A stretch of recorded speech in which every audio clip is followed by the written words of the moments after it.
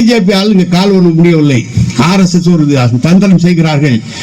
ஒரு ஆளை பிடித்து நீ பெரியாரை பற்றி இழிவாக பேசு என்று அவருக்கு சொல்லி அவர் இழிவாக பெரியாரை பற்றி இல்லாத பொல்லாதவெல்லாம் பேசுகிறார். அந்த தெரிந்த பெரியார் மட்டும் இல்லை என்று சொன்னால் மேடையிலே வீட்டிருக்கிற நாங்களோ எதிரிலே இருக்கிற படித்த பிறரோ யாருக்குமே இந்த வாய்ப்பு கிடைத்திருக்காது. எல்லாரும் எங்காவது வேலை செய்து கொண்டிருப்போம்.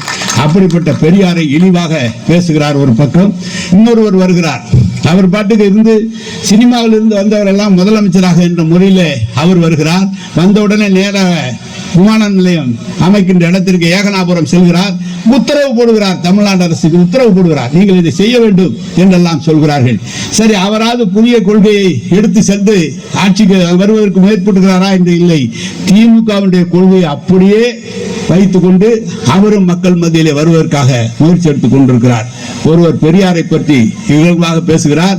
இன்னொருவர் வந்து நம்முடைய ஆட்சியில இதையெல்லாம் செய்ய வேண்டும் என்று உத்தரவு போடுகிறார் வருகிற போதே என்று நேற்றே சொன்னார். எந்த தியாகமும் பண்ணாமல் முதலமைச்சராக வருவதற்காக கனவு காண்டு ஒருவர் வருகிறார்.